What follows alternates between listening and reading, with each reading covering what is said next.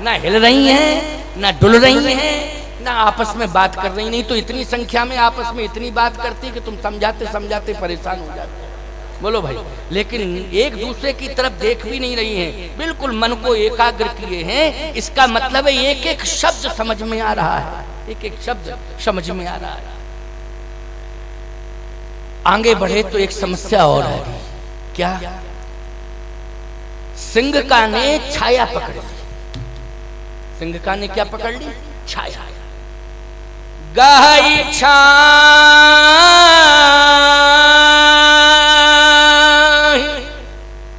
सक सोन उड़ाई,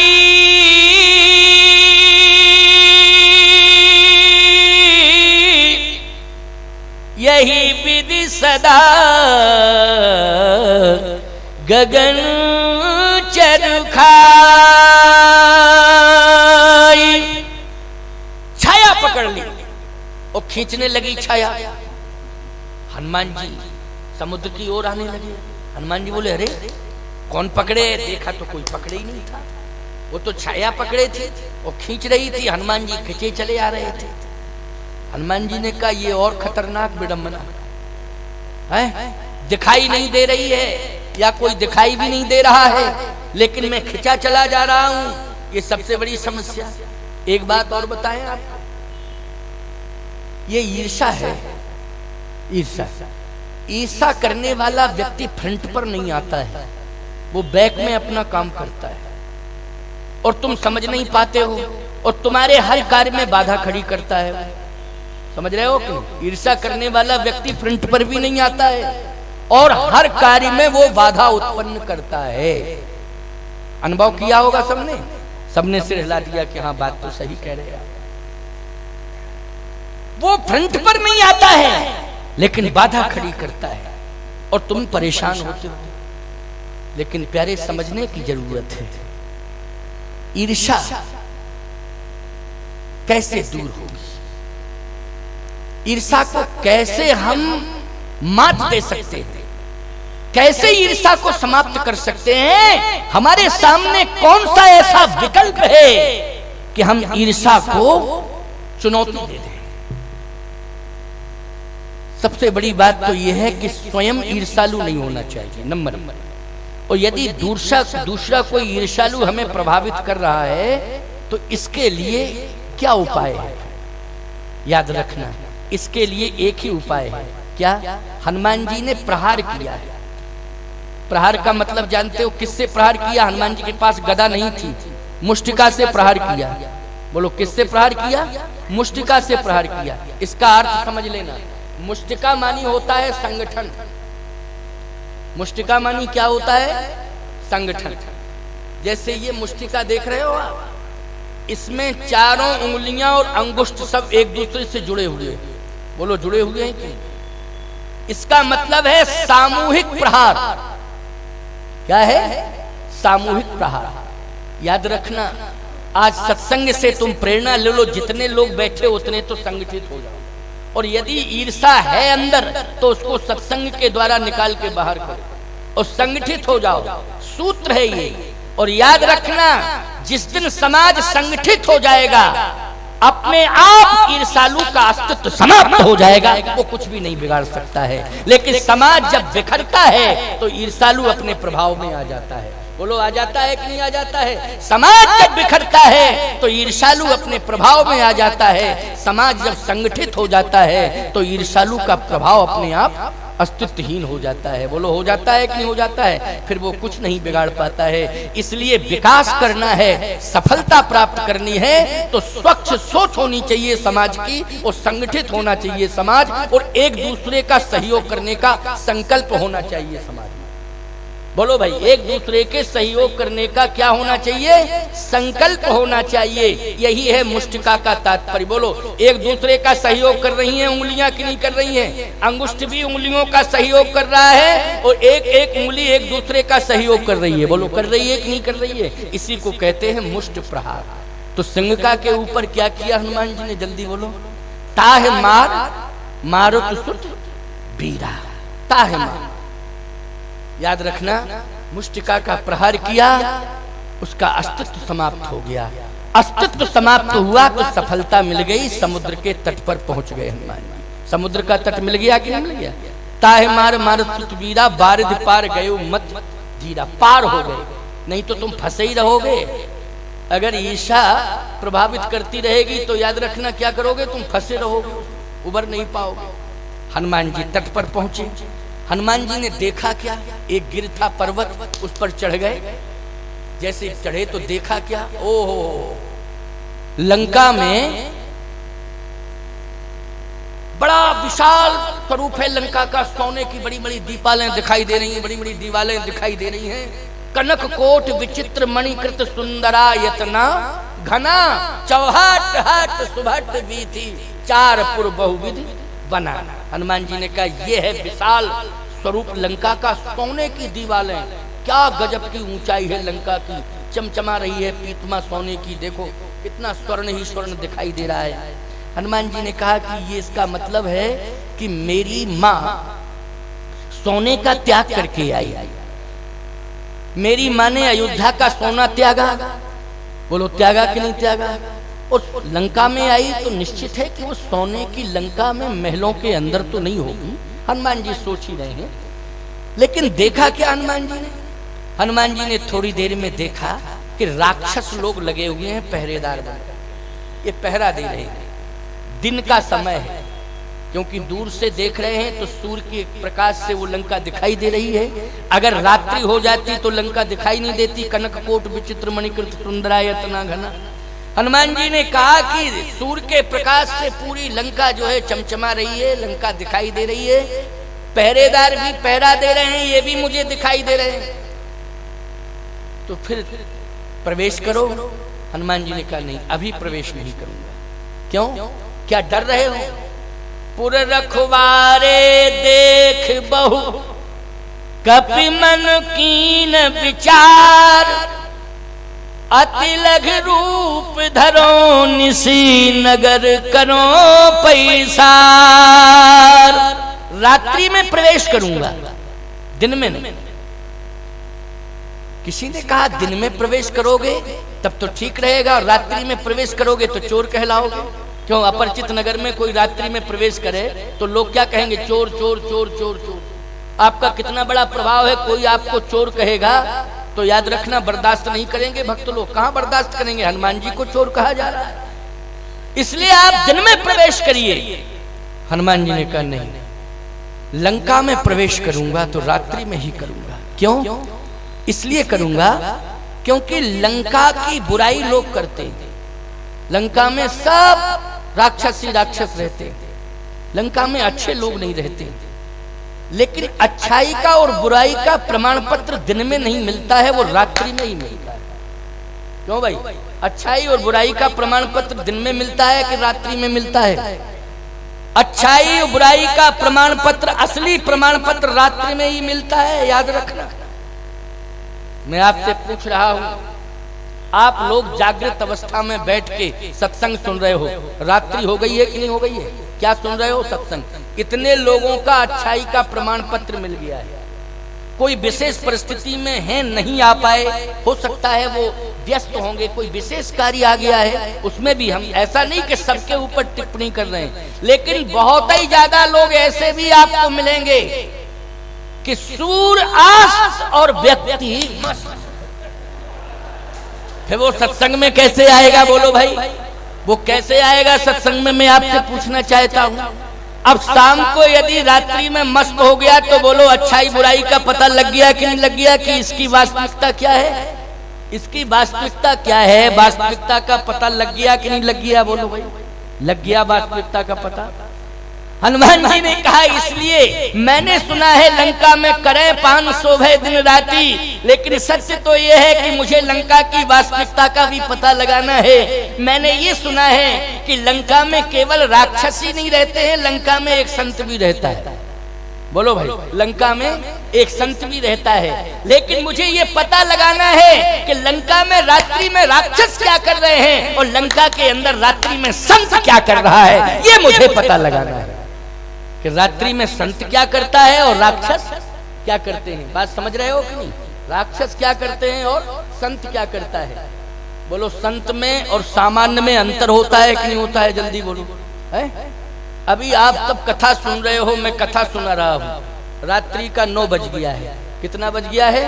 रात्रि का 9 बज गया है। और बोलो भाई, सत्संग हो रहा है कि नहीं हो रहा है? घर द्वार सब भूल गए हो कि नहीं भूल गए हो? व्यापार रोजगार व्यवहार व्यापार सब भूल गए हो कि नहीं भूल गए हो? केवल सत्संग ही सत्संग, कथा ही कथा समझ में आ रही है। बोलो, हम आपको देख रहे हैं, आप हमें देख रहे हैं। बोलो, मन की एकाग्रता बनी हुई है। ये रात्रि की वास्तविकता है। बोलो, है वास्तविकता कि नहीं? रात्रि की वास्तविकता। और दिन में ये व्यापारिक नगर है।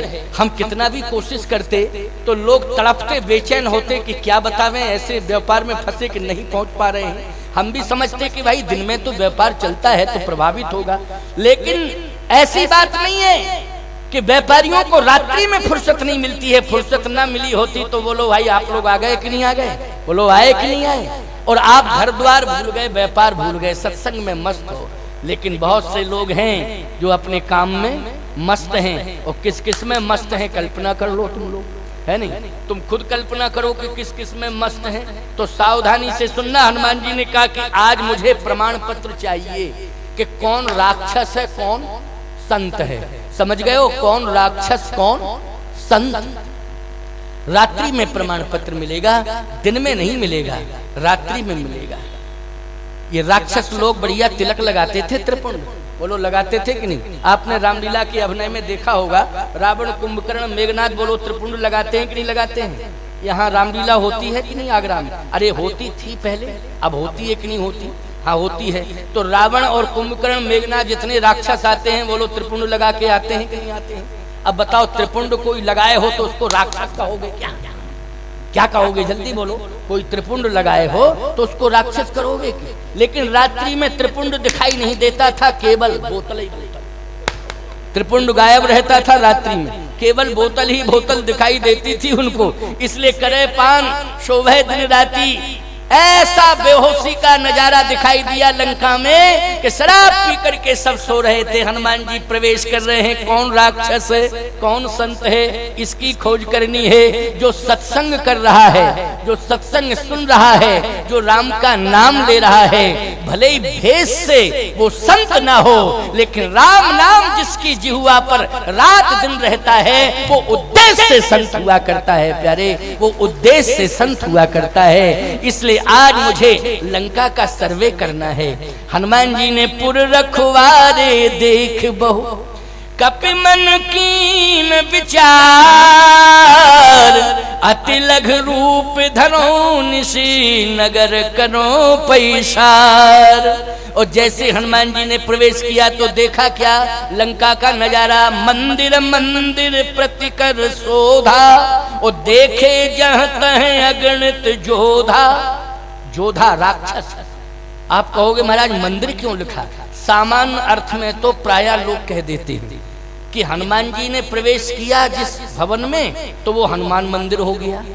फिर लोग कहते हैं कि हनुमान जी महाराज प्रवेश किए, राम जी हृदय में थे तो राम मंदिर हो गया।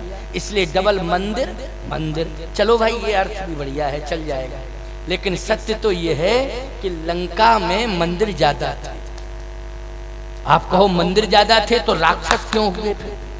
जहाँ ज्यादा मंदिर होते हैं वहाँ तीर्थ बनता है कि राक्षस होते हैं? इसका मतलब है जहाँ मंदिर ज्यादा हैं वहाँ राक्षस लोग हैं ज्यादा? नहीं नहीं, ऐसा अर्थ नहीं। समस्या इस बात की है कि ये जो लंका है ये भगवान शंकर के लिए बनाई गई थी। समझ रहे हो? किसके लिए? भगवान शिव के लिए। पार्वती जी की इच्छा से ये लंका बनी।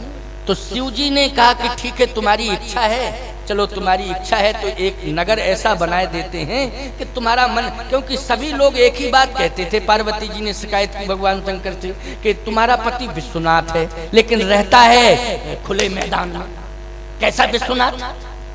साधारण से साधारण लोग बढ़िया बढ़िया हवेली बना करके रह रहे हैं, लेकिन तुम्हारा पति विश्वनाथ है, त्रिभुवन में महिमा है, बड़ा प्रभावशाली है, दूसरे को वरदान देता है। लोग करोड़पति, अरबपति, शंखपति, पद्मपति, संघपति, जाने क्या क्या नहीं बन गए। पति ने आशीर्वाद दिया, इतना प्रभाव है आपके पति का, लेकिन रहती हो तुम खुले आसमान में। तो बार बार कहती, शंकर जी ने कहा देखो लोग तुमको परेशान करते हैं, कहीं रहना है तुमको? हाँ। कहे कैलाश के शिखर पे खुले आसमान में रहते हैं, कहीं ऐसी जगह ले चलो जहाँ छाया हो। शंकर जी ने कहा चलो दूसरा स्थान देखते, तो मरघट पे ले गए, यहाँ रहो। अरे मरघट पे थोड़ा आगे चलो। शंकर जी बोले तुम समझती नहीं हो, मरघट से आगे कोई गया? मरघट से आगे कोई गया हो तो बताओ। क्यों भाई? पार्वती जी ने कहा इन बातों से काम नहीं चलेगा, एक सुंदर, अच्छा चलो तुम्हारी बात मानते हैं, सुंदर नगर। शंकर जी ने इशारा किया, नगर बन के तैयार हो गया। लेकिन जैसे ही नगर बन के तैयार हुआ, भगवान शंकर ने परीक्षा ली। और भगवान शंकर का बिल्कुल आकर्षण नहीं है सोने की लंका के प्रति, लेकिन वो तो पार्वती जी की इच्छा से ये करना था। तो भगवान ने रावण को प्रेरणा दे दी, शंकर जी ने दी प्रेरणा दी तो रावण आ गया। रावण आ गया। पार्वती जी ने कहा इसको क्यों बुलाया? ये तो उद्दंड है। हाँ उद्दंड तो है, लेकिन विद्वानु तो है। तो बुलाया क्यों इस उद्दंड को? इसलिए बुलाया है कि गृह प्रवेश नहीं करना है। हाँ बैठ जाओ बैठ जाओ बैठ जाओ। देखो बड़ी समझदार हैं, फल देने के लिए आई हैं। और हाँ बैठ जाओ बैठ जाओ। वाह बहुत समझदार है। वैसे तो मध्य प्रदेश में चुनाव चल रहा है। क्यों भाई? वहां तो सभी खड़े हैं मध्य प्रदेश में। उत्तर प्रदेश में अभी चुनाव नहीं, मध्य प्रदेश में तो सब खड़े हैं, है ना। अच्छा ज्यादातर महिलाओं के लिए आरक्षण है, तो ज्यादातर ये खड़ी हैं वहाँ, है ना, खड़ी है। अच्छा और जगह बैठने की बात करती हैं, जैसे ट्रेन में पहुंचे तो कहीं सीट खाली करो, हम महिला हैं कब तक खड़े रहें, बैठा लो। बस में पहुंचे तो हमको जगह दो, बैठा लो। लेकिन चुनाव आवे तब हम खड़े हैं। क्यों भाई? चुनाव आए तो हम खड़े हैं। चलो कोई बात नहीं है माताओं, समझदार। हम आगरा की बात नहीं कर रहे हैं, हम तो और जगह की बात कर रहे हैं, है ना। एक देवी जी जो है बस में खड़ी, तो कहने लगी सामने वाले से, क्यों शर्म नहीं आती है? महिला खड़ी है, तुम बैठे हो। अरे कम से कम इतना तो सोचो कि महिला कब तक खड़ी रहेगी। उसने कहा खड़ी रहो। अरे तो क्यों खड़े रहे, थोड़ा बैठने की जगह दो। उसने कहा जब लोकसभा में खड़ी, विधानसभा में खड़ी, पंचायत चुनाव में खड़ी, तो बस में भी खड़ी रहो। बस में क्या दिक्कत है तुमको खड़ा होने में, है नहीं? कभी कभी समस्या। लेकिन आगरा की बात नहीं है, आगरा में तो सब समझ। देखो सत्संग में बैठी है नहीं, साक्षात सावित्री और मदाल खा गई। इतनी प्रशंसा, गजब की बात। वाह बहुत अच्छा अनुशासन है। तो आइए सुनिए, मंदिर मंदिर भगवान शिव के लिए जब ये नगरी बनाई गई, कंचन नगरी, तो जगह जगह मंदिर बनाए गए। लेकिन रावण आया, रावण ने इच्छा व्यक्त की। भगवान शंकर ने कहा ये मस्त, जाओ ले जाओ। पार्वती से कहा कि पार्वती न तुम्हारे मुकद्दर में न मेरे मुकद्दर में ये भवन है ना महल है। सीधी सी बात, कैलाश ही सबसे सुंदर है, इसलिए कैलाश के शिखर पर रहेंगे। जब उतरेंगे तो स्मशान में आ जाएंगे, चढ़ेंगे तो कैलाश के शिखर पर चढ़ेंगे। कैलाश के शिखर पर निवास करने का अर्थ है शीतलता। बोलो ऊंचाई पर तुम कितने ही क्यों न पहुंच जाओ, लेकिन प्यारे अभिमान में क्रोध मत करना, हमेशा हिमालय जैसे शीतल बने रहना प्यारे। सम्मान तुम्हारा शिव की तरह सदा सुरक्षित रहेगा अगर तुम शिखर पर पहुंच जाओ। लेकिन वातावरण तुम्हारा सौम्य होना चाहिए। कैसा होना चाहिए? सौम्य होना चाहिए। सौम्य व्यवहार रहेगा, बढ़ते ही चले जाओगे, तुम ऊंचाई छूते ही चले जाओगे। याद रखना, आज भगवान शंकर ने शिखर को स्वीकार किया, कैलाश के शिखर को। रावण कंचन नगरी का स्वामी बन गया। कल्प भेद में और भी कथाएं हैं, कुबेर की बात भी आती है कि कुबेर से लंका ले ली थी, और भी कथाएं आती हैं, लेकिन ये कथा से कोई मतलब नहीं। सीधी सी बात यह है कि जगह जगह पॉइंट पर मंदिर बने हुए थे, लेकिन मंदिर में मूर्तियां रो रही थी और राक्षस सो रहे थे। मूर्तियां क्या कर रही थी? रो रही थी और राक्षस सो रहे थे। हनुमान जी ने जैसे प्रवेश किया तो मूर्तियों को देखा तो प्रणाम किया, कहा बस कुछ दिन के लिए रो लो, इसके बाद ये पूरा खानदान ही नहीं बचेगा। रोने के लिए खानदान ही नहीं बचेगा, खानदान में ही कोई रहा न कोकुल रोवन हारा, कोई रोने वाला नहीं रहेगा इस खानदान में। बस थोड़े दिन का इंतजार करो, ज्यादा दिन का नहीं, थोड़े दिन का इंतजार। मंदिर मंदिर प्रति कर शोधा, देखे जहाँ तहाँ अगणित जोधा। मदिरा में उन्मत्त होकर के सो रहे थे, मदिरा में उन्मत्त होकर के राक्षस सो रहे थे। हनुमान जी ने देखा, किसी ने कहा इनको दंडित करो। हनुमान जी ने कहा नहीं, जो सो रहा है उस पर वार नहीं करना चाहिए। बोलो भाई, जो सो रहा हो उस पर वार नहीं करना चाहिए, चाहे वो शराब के नशे में सो रहा हो, चाहे सहज में सो रहा हो, लेकिन सोने वाले पर कभी वार नहीं करना चाहिए। हनुमान जी ने कहा ये मेरा धर्म नहीं है, जब ये फ्रंट पर सामने आएंगे तब हम विचार करेंगे, अभी तो ये सो रहे हैं। आगे बढ़े हनुमान जी। तलाश किसकी कर रहे हैं कि मैंने सुना था एक संत रहता है, लेकिन वो संत तो मिल नहीं रहा है। मंदिर मंदिर मंदिर में जाने का अर्थ क्या हुआ? मंदिर में जाने का अर्थ है संत की तलाश। बोलो, मंदिर में जाने का अर्थ क्या है? संत की तलाश। लेकिन वास्तव में लंका में जितने मंदिर बने हैं उनमें राक्षस ही राक्षस रह रहे हैं, राक्षस ही राक्षस सो रहे हैं। इसका मतलब ये गलत समाचार पहुंच गया है लोगों के पास कि लंका में एक संत भी रहता है, लंका में एक संत भी रहता है। संत होता तो दिखाई न देता, यहाँ संत दिखाई ही नहीं दे रहा है, सब सो रहे हैं। याद रखना, जो संत था वो रात्रि में सो तो रहा था, लेकिन उसकी श्वासाओं से राम राम निकल रहा था। उसकी श्वासाओं से क्या निकल रहा था? राम राम निकल रहा था। वो सो तो रहा था, लेकिन सोने में भी जो श्वासाएं निकल रही थी उनमें राम राम राम राम। इसका मतलब है रात्रिचर्या में पता लग गया कि नहीं लग गया कि संत सोता भी है तो उसकी श्वासाओं से क्या निकलता है? बोलो, राम राम राम राम राम राम निकलता है। केवल श्वासाओं से ही राम राम नहीं निकलता है प्यारे, जहां निरंतर संत निवास करता है उस निवास की दीवालों से भी राम राम राम राम की ध्वनि सुनाई देती है।